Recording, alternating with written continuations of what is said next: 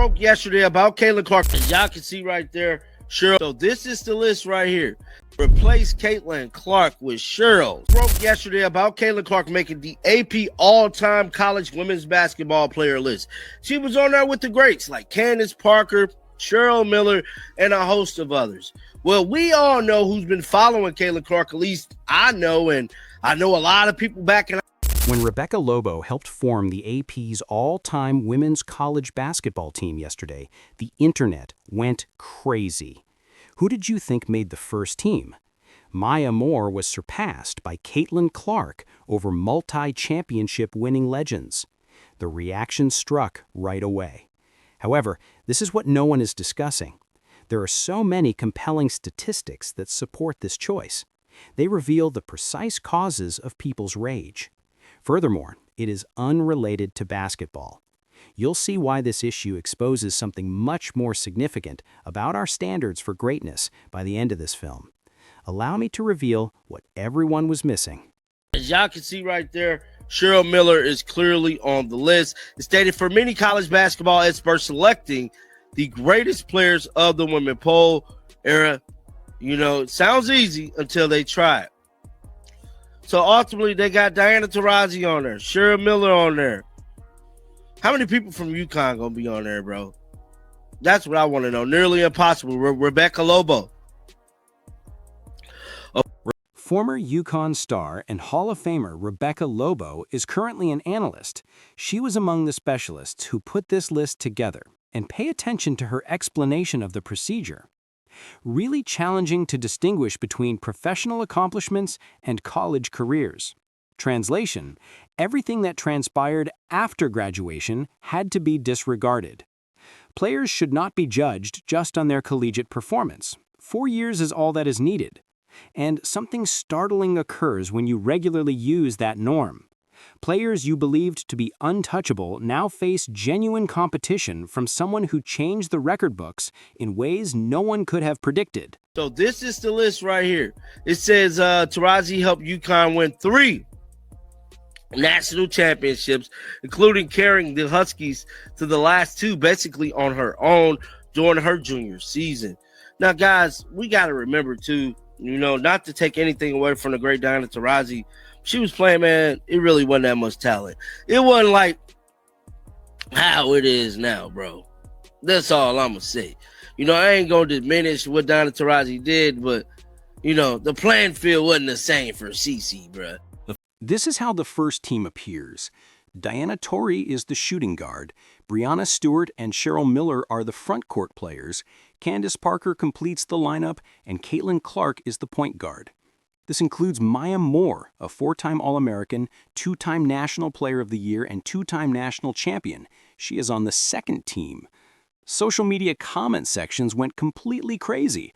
Despite her harsh demeanor, CC is no better than Maya Moore. The championship ring is where the legends are being disrespected by this. However, those detractors willfully overlook this. The argument isn't even close when you look at what Caitlin Clark actually did in college, and I'm going to show you why with some figures that will challenge your preconceived notions about brilliance. Damn, Maya Moore was second team, bro. CC the point guard on this team, bro. Facts, bro. Facts. She doesn't have a ring to her name. Who gives a damn? These are individual accolades by your thinking. Many notable NBA or WNBA players who have never been named for these types of awards. I am aware, but Maya Moore is still far better individually than, bro. Maya Moore is not better than Caitlin, bro. Men's or women's all-time NCAA Division I scoring champion. Go over that again. College basketball as a whole, not simply women's basketball. She possesses records that are not limited by gender. Men set an individual record in history with 548 three-pointers. The first player in history to lead her conference in assists and scoring for 4 straight seasons. Not 2, not 3, but 4 consecutive years of total offensive supremacy. The first player to record a 40-point triple-double in NCAA tournament history. 56 games, and the most 30-point performances in major college basketball history. These statistics aren't selected. This is the methodical eradication of all relevant offending records. Replace Caitlin Clark with Cheryl Swoops. Somebody said I would have to agree. I did know more won 2PO player of the year and not number one. She should be first team. I don't give a damn. This is college. This is college. Hold on. Where's that? Where's that? Because this is college, bro. Who is that right there? Yeah, this is we talking college. And if you're talking college, bro, records achieved and milestones, all-time NCAA Division I scoring leader, man. The elephant in the room needs to be addressed now. The debate about the championship. She cannot be regarded as the greatest as she has never taken home a title. Who else do you know has only won one collegiate title? Michael Jordan. In 1982, North Carolina won one title. After that, he moved to the NBA and emerged as an all-time great. When judging his greatness, hardly one considers his one college championship. Nobody responds with, well, he only won once in college, so he can't be the GOAT. Do you know why? Because personal brilliance counts. Dominance is important. It matters to rewrite what is possible. This is the section that causes discomfort for many. Jordan's statistical supremacy over his college rivals is surpassed by Caitlin Clark's. Dog. One player in NCAA history to lead her conference in both scoring and assists in 4 consecutive seasons. All-time leader in 30-plus point performances in major college markets, 56 such games, first player to record 40-point triple-double in NCAA tournament. Now, as I'm reading this, it sounds a lot like when her number got. Examine the background of her accomplishments. She competed against premier players in the modern period. The WNBA will be dominated for years to come by generational talents like Paige Buckers, Cameron Brink, and Angel Reese. She had to deal with defensive tactics created especially to thwart her. She averaged 28 points per game throughout her career despite boxing one defense, triangle and two, and double teams 30 feet from the hoop. Guided Iowa to consecutive national championship games while continuing to provide assists at an exceptional level. Diana Taurasi performed during a time when there was less diversity in terms of talent. Taurasi is not being disrespected by it, it's a recognition of reality. The sport changed throughout time. Even though the athletes improved, Caitlin Clark was the clear winner. How you feel. I don't give a damn that you mad that your favorite WNBA player didn't make the list or Caitlin Clark passed up some of y'all greats. But I don't care. Caitlin Clark, it's Michael Jeffrey Jordan. And we all know who Michael Jeffrey Jordan is. We need not talk no more. We need not talk no more because that's how profound. He were 23, she were 22. You got to be 21, 22, 23, 24 to be even considered in this conversation a great. This is when things start to get interesting. Something more profound about our value system for accomplishment is revealed by the critique of Rebecca Lobo in the selection. There is an inclination to defend the legends when a young player excels statistically and sets records, looking for explanations for why the new achievements aren't as significant. No championship, stat padding, and a different period. Since acknowledging that someone fresh achieved a higher level implies acknowledging that the previous standard wasn't the ceiling, these are defense strategies. Only a floor was involved. That poses a concern to fans who have made defending earlier generations a central part of who they are. It calls into question their whole paradigm for what excellence is. Super team. That's why you gotta love 2K.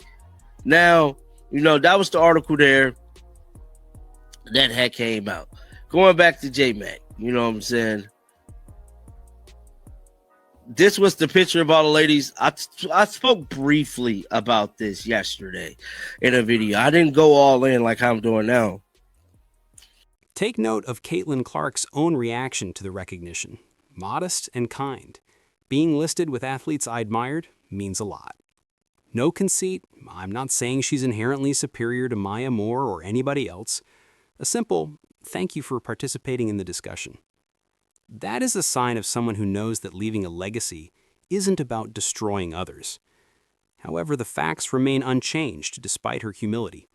Furthermore, there is no denying the facts. She achieved feats in collegiate basketball that no one, including me, had ever accomplished. Whether she merits a spot on the first team is not the question. The issue is if we're old enough to admit it without feeling like we're abandoning the athletes we grew up idolizing. What an accomplishment and what an honor, Taurasi said, to think about the history. So, boom.